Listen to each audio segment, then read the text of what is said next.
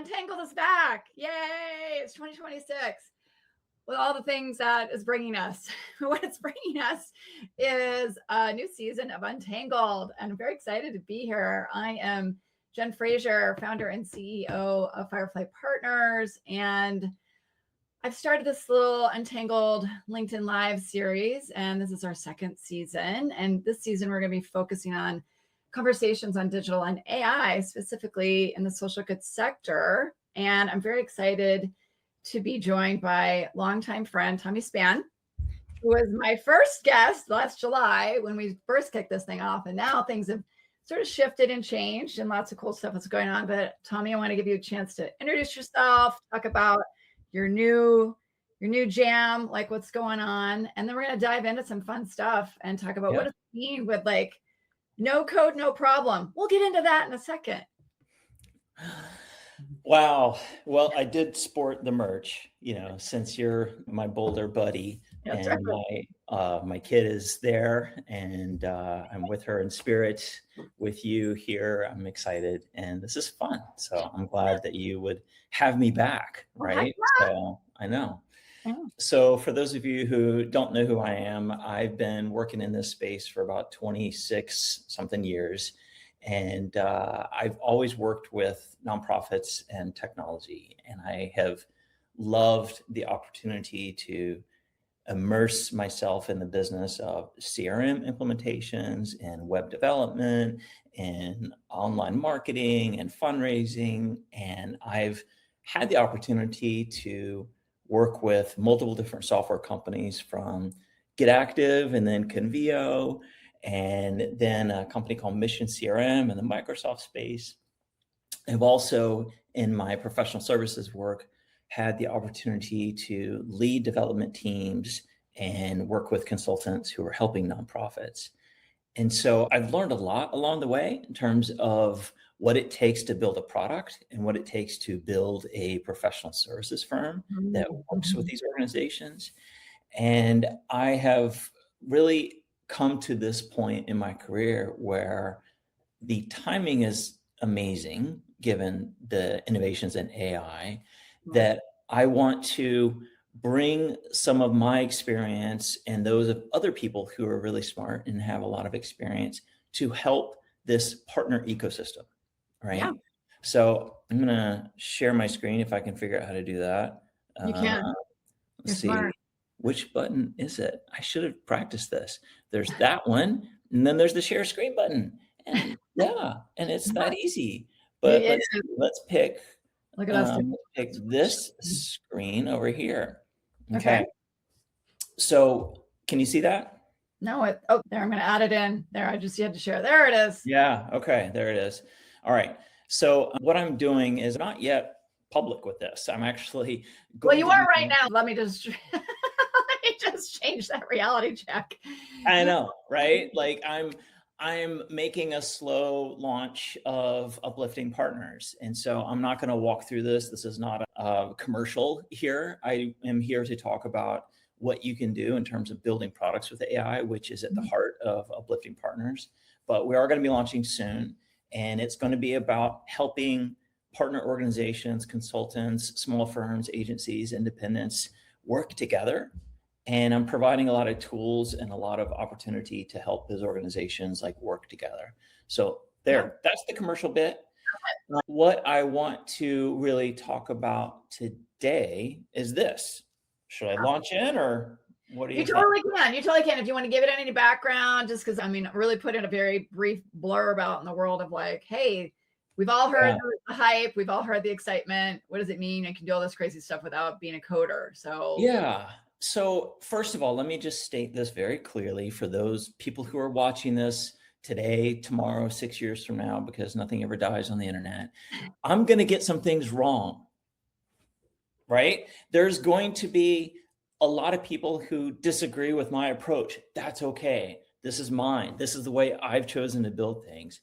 And I can't, in a few moments, possibly accurately characterize the effort it takes to build software, right? Nor can I possibly cover the innovations and the chaos that is happening with AI. So this is a sliver. This is an opportunity for me to share my reality, my experience, and what I have seen work. And I'm really excited just to share that with you. But know that there will be people who watch this and who disagree with some of the things that I'm about to say, right? So that's the really kind of the fun part of it too. It's just like there's so much happening and so many people can jump in, and it's like you can come out your way, you can come out your way. But I like the premise of the idea for folks. Obviously, a lot of AI hype, but one of the promises or the excitements of the space is like, oh, you can actually build applications without being like a million-year software developer, coded team, blah blah. And like a little insight into that. Real software, not just like, stuff you do on the side for a hobby. Oh, real stuff. Yeah. What I wanted to just share really briefly, I've just got a couple of, pages of content I just want to show, and then we'll actually do some work, is that it used to be that to build software, you had to hire people who knew how to write code, right? And I love people who are engineers and developers, and it's actually one of the most underappreciated skills of creativity, right? A really good software engineer is a creative person. And I'll never forget, somebody once told me that some of the best engineers they've ever hired had philosophy degrees from college, right? Because it is such a creative thought exercise that is required in writing code. And so I've loved working with various different engineers and development teams over the years, but it takes a lot of time and a lot of effort to build software. Right. Yeah. And this is not going to be a dissertation on what that effort looks like. It's just meant to give you a snapshot of it takes a large tech stack, it takes a team, and it takes a very methodical process, and it takes a lot of time, and therefore it takes a lot of money, to build software. But things have changed a lot very recently. Very recently. So there's been a launch of what we call now vibe coding platforms. Mm-hmm. And if you think about what that really means, a vibe coding platform, and I've got one of them up here, this product called Base 44, allows you to simply prompt what it is you want to build. And so I could write a very detailed prompt, or I could give it a very thin prompt and say, go build me something. And then I can iterate. Or I could do a lot of work and preparation, whatever. Bob's your uncle, do whatever you want. Yeah. I, back in August of last year, started on the journey of Uplift Partners and decided that I wanted to build some applications. So I started with Base 44, and you can actually see down here, I've got like the Uplift Hub, and I got this old, thing here.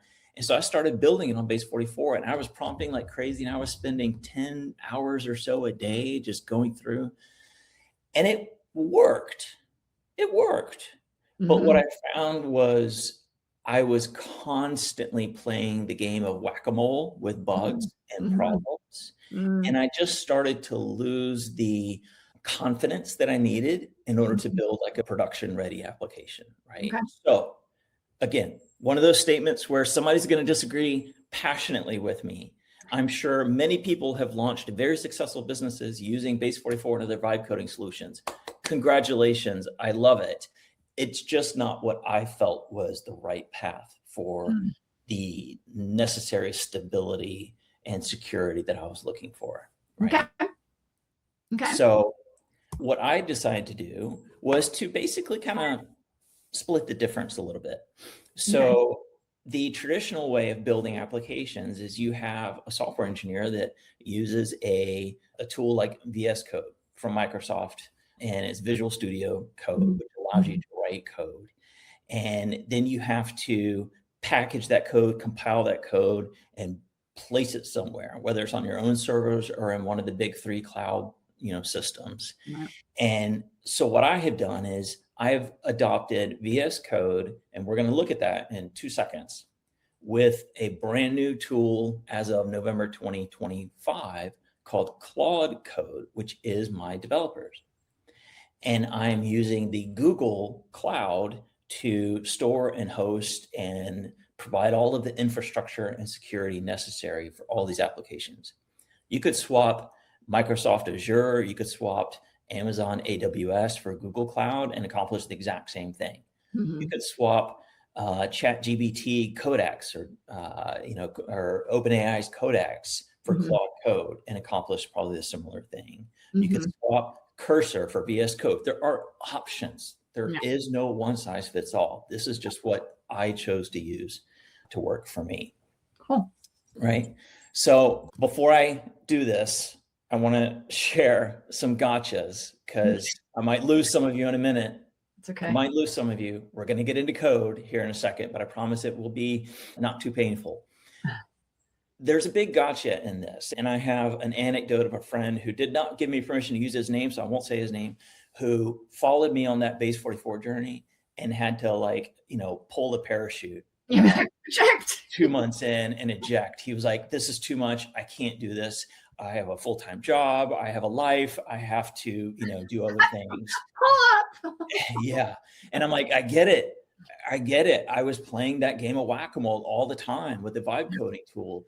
And I just, started to lose that confidence. And so he pulled the ripcord and got out. It is a big time commitment. And so I want to make sure that anybody who watches this appreciates that the marketing is marketing, right? If you can dream it, you can build it. No, if you have a lot of time and the patience and the product manager mentality of problem solving and packaging problems into small bits and then organizing a project from start to end, this could be really good for you if you have all of that and the patience. But if not, if you're just thinking, oh, I have a great idea that I want to do on the side, be prepared. This is going to take a lot of time. Yeah. Depending on also, I would say, on the complexity of your idea. I guess I want to just preface a lot of this with you're building a very complicated application set of, systems that are integrating, running this business. If somebody wants to build a simple, hey, I want to, have a little app that helps me keep track of local events and, crowdsource all this information. There's ways to sort of scale your, what you're building can be done in a quite a bit easier mode than what you undertook here. So I also want to caveat that for folks. Totally. We yeah, exactly. I have another friend. And we'll do a vibe coding of hey, you can build simple things pretty quickly, which I think actually is where I'm I love when people just start playing. And I know you're probably talking about that, how you get into this. You don't just start one day and go, I've built, this whole crazy thing. Generally, if you're not a developer, if you're a lay person and you're I want to get into this, it's good to kind of how you kind of find your way into the space you're in, because you're way in. So maybe get people that sort of context to of building simpler things, obviously quite a bit easier than the lift that you were undertaking for Uplift here. Yeah. So let's do something fun. We're actually going to code a feature in my product, right? Okay. So one of the products that I'm launching is a purpose-built agreement solution. So if you are the type of professional service entity that has to create master service agreements, independent contractor agreements, SOWs, change orders, those types of things. I don't know anyone like that. No, probably not. Then this is a product that might be of value to you. Well, obviously, to your point, okay, if it's a legal tool, it has to be really solid, really robust, really, scalable and secure. So that's very important to me. Yeah. So just a quick snapshot of what this tool does. And by the way, you're probably going to see some bugs because I am, still working through it. That's why we're not yet live, because we still have more work to do. Yeah. But, in this tool, I'm able to provide organizations with templates. Here is a legally verified independent contractor agreement. You can save this as your own and then modify that and start to use it using the wizard. Same with the other types of agreements. Each agreement type has its own wizard to help you construct those agreements. And then it uses a very robust e-signature solution called BoldSign to do that. So, and you can import an existing legal document and turn that into a template as well, right? Because I know many people have had to go through that process. Well, right now on my homepage for this application, it jumps right into what are the agreements that you have, Okay, so you've got these agreements. I've got 2 agreements, that are in a draft state. But what I want to do is I want to add some analytics to this. I want to add some sort of reporting tool that gives the user a visible indication of how their agreements are operating. So I've written up a prompt here, and I'm going to grab that prompt, and then I'm going to launch into VS Code. Now I have the Claude Code application running inside of VS Code. This is not going to be a full tour of VS Code. That would take too long. So I'm just going to paste this prompt and I'm going to get it going. Now, in full disclosure, because I did not want to fall flat on my face in front of you and many other people, I did a little prep work, right? So I've maybe put an hour and a half to 2 hours of prep work into this. Okay. Again, none of this is magic. It is about breaking down problems into bite size and pieces and saying like, okay, before I can solve this bigger problem, I have to solve these smaller problems. Right. So how do I go about this? And can you read the prompt that you put in there? It's just English. Yeah, sure. It's too small. So what I did was I said, I want to add an analytics section to the Docs dashboard with some charts. I want agreements over time. I want to break down by status, break down by type of agreement. And I put together a plan and I just gave it the link to that plan. And I said, I want you to read this and implement it. And so that's all I had to do is I had to do the work to create the plan. I personally did not say I need this code or I need this specific technical specification. What I did was I said, I want this type of chart. I want it to look similar to this. I want it to make sure it has this information. And I spent about an hour helping it to craft that plan and kind of hone the plan, right? Okay. Because you can, with Claude Code, you can go into planning mode and you can say, I'm going to give you a very vague prompt. And then Claude, what I want you to do is ask me questions one at a time, and then we will work through that together. Okay. So your plan is also plain English? Yeah, totally plain English. My plan, my prompts were just very plain English. Right. And the plan and then it asks me plain English questions. Yeah. And then it crafts all of the tech work that it needs to do behind it. Right. Right. And did you give it sample, like, here's a screenshot of a chart that I like or anything like that? Just, okay. Nope. Here's some ideas. Nope. One of the nice things about Claude, and I'll see if I can pull this up really quickly, is you can create a set of, well, I must have closed it. You can create a set of instructions and you can have Claude help you build those instructions over time. Right. So as you're working, you can be like, okay, I want you to remember that so that the next time we have to put a drop down on a component that it looks like that. Right. Or here's my brand colors. Remember that. Right. Or remember, this database thing or that technical thing. So then you're not having to constantly give it those instructions. Of course. But what you're watching on the screen is it going through and saying like, okay, I've got this analytics section completed. Now let me write the unit tests. It's building unit tests, which for an engineer is the worst part of writing code is testing your own code. So it's doing that for me. And it's going through and it's building all of the work. Okay, now let me build the dashboard to import the new data file. It's doing all that for me. Yeah. So I spend a lot of my time watching this and correcting it with additional prompts. Yeah. Right? Like, oh, the background color on that font is too dark. It's not showing it correctly.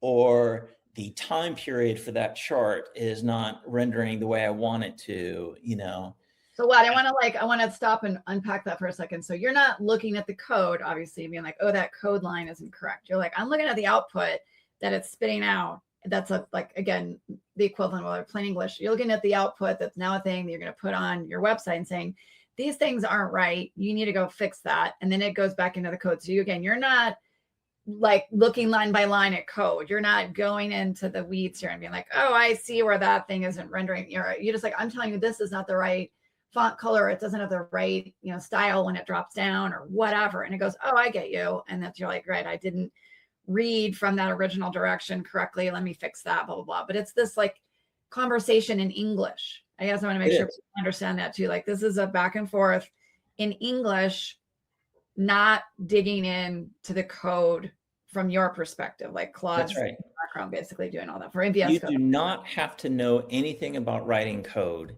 to follow this model that I've built, right? Yeah. Now, what you just said is 100% accurate, but it is about 30% of the time is doing what you just said. Another 30 to 50% of the time is when things don't work exactly well. Right. Helping the tools find the answers to the questions, right? So there's a lot of looking at logs and being like, okay, I think this is the log file that gives us the answer to the problem that we just experienced, you know, or there have been many mistakes that Claude has made. Sure. And I will be watching it on the screen and babysitting it. And it's like, okay, well, I'm going to skip this thing and do that. I'm like, no, hold on. Back up. It is hold on. That's going in the wrong direction here.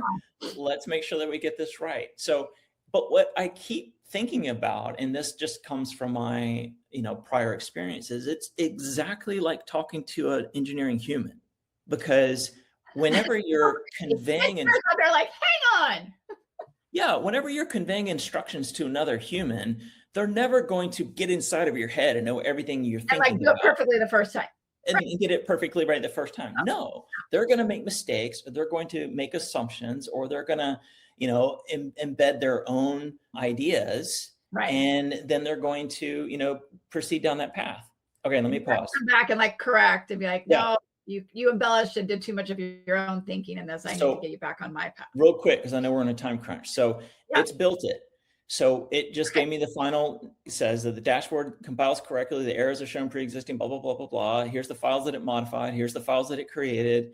Okay. Here's what it did. It built this, feature set. So now it's saying like, go and push this to the live production server so that you can see it. So I'm going to say new dashboard feature, and I'm going to commit that. And it's got some backend stuff and the answers. And so analytics, doesn't really matter what I call this. And I'm going to sync this. And so what I've just done, to be very clear, is many people have heard of GitHub, and I failed to put that on my previous slide, but GitHub is the place where you store your code. Yeah. And so you might be crafting it initially on a physical computer, a local computer. You don't want to craft your code in like Google Drive or something. It needs to be on your physical computer. There's reasons for that. But then once you get that code to a specific point, you say, okay, I'm going to check that in to the repository. And so that repository is GitHub. And then GitHub, you can create what are called triggers in a workflow that says, when the code comes into GitHub, into this repository, do these things. And so one of the things I have it do is run tests. I have it run like unit tests and end-to-end tests to check to make sure that code is not going to break something when it goes into the live. Right. But then once it passes those tests, then I have it push the code into Google's cloud build system to actually host it. So if I jump over here and I come into the build history, I will be able to see, I'll give it a second, it will refresh. Oh, got to re-log in. I know. Is it really you? I know. Is it really you? I know. And so this will come up. Okay. So now I can see the status, it's spinning. So it is currently compiling and then creating a new image of that code that it is going to make public. And by image, what it does is it takes a snapshot of all the code and it says, okay, we're going to run the front end off of this image. And if for any reason that image is broken or corrupted, we can revert to a previous image. So it's a really good way of taking snapshots of all of your code and saying, we're going to run all the traffic through this version, this image of it. So you can always roll back very quickly if ever there's a problem. So this is what you're seeing in your Google Cloud. So this is one of those components of your stack, essentially, saying, great, here, you have a history going back through all the versions or whatever that you've. Yeah. Speaking of history, if you want to see where I've spent my time in the past several months, you can see. Like, oh my God. And it goes back and back and back. Of time for sure. You're like, the number of times when you just sit there and you're waiting for it to finish building so that you can go and test the thing that you just built, right? Yeah. But it's yeah. Like I said in my little preamble, right? Like there's a lot of time that you're spending, watching this and making sure that it is doing what it needs to do. Making sure it's ready and functioning the way you hope and gets out there. And so, for those folks out there who aren't actually looking to build this complicated of an infrastructure, really obviously our main points, and I'm sure this will finish swirling here in a second, but it's sort of the ideas are, and I'm sure folks who have tuned in here or watched this later have already kind of gotten there, a little bit of dabbling in like, what is vibe coding? What does that really mean? What is this English language, capability that's starting to happen? And I'll say like you said, like this is super recent. And so like you also said, there's lots of learning and things are going to get better over time. So if you're here and you're listening and you're thinking, oh, cool, what's the next thing you can do? Again, I've seen lots of like kind of small demonstrations and so like, great, you can code sort of more basic use cases, but this is a pretty sophisticated. Like if I'd have told you 2 years ago, Tommy, that you would have been able to build that, no way. You're like, Jen, you're smoking. Like it's not happening. That is all the profanity words coming out. No way. Like, no way. You're like totally right.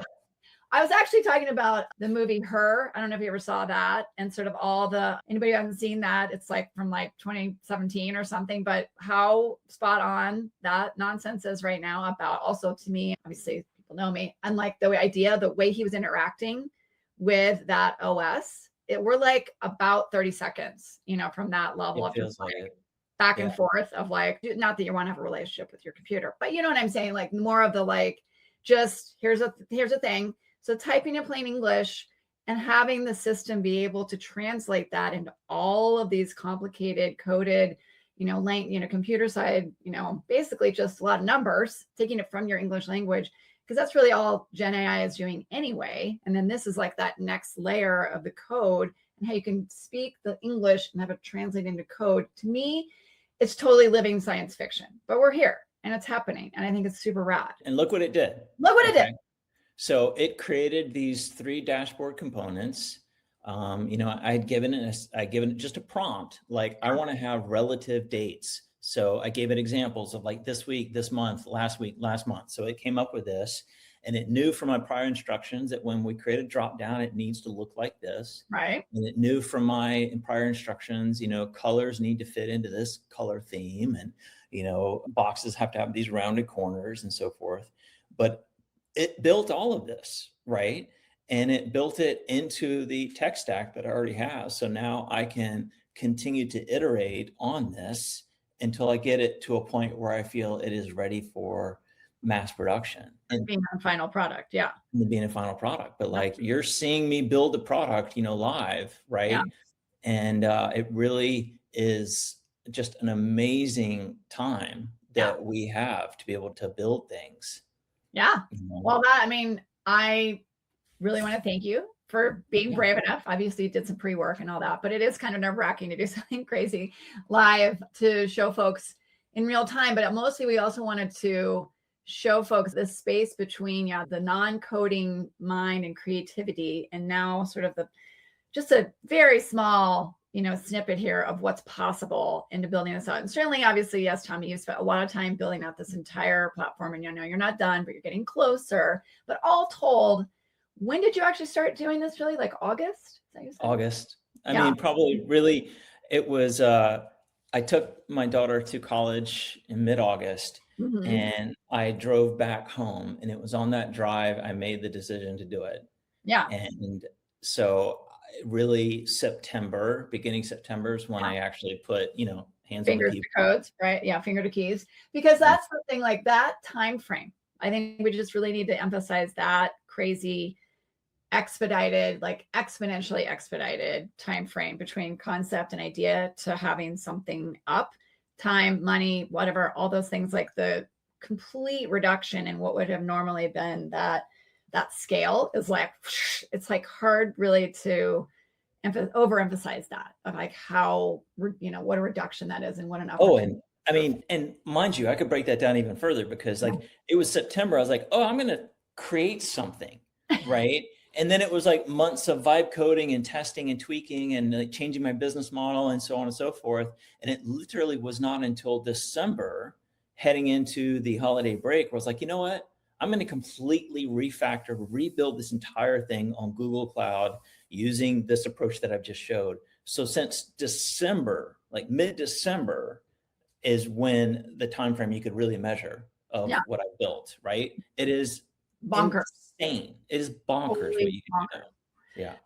That's crazy talk. Well, obviously, we'll all be looking forward, well, especially those of us on the agency side, are really looking forward to the actual launch of Uplifting Partners. And Tommy, I want to thank you again for showing folks a little insight here. So your website is up? How could folks It's not, no. So people have to find you on LinkedIn right now. Yes. And so it's Tommy Spann.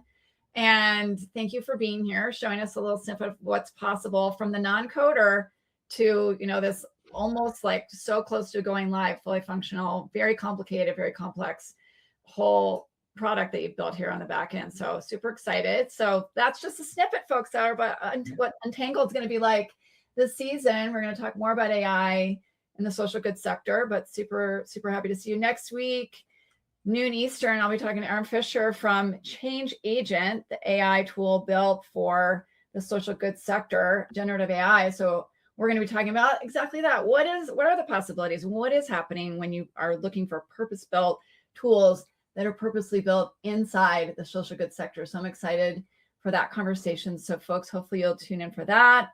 And Tommy, thank you so much again for all that. Like, I'm sure there's a lot of wheels spinning out there, like, oh my goodness, all the possibilities. And thank you for showing us what's possible. Everybody else, have a great rest of your Thursday.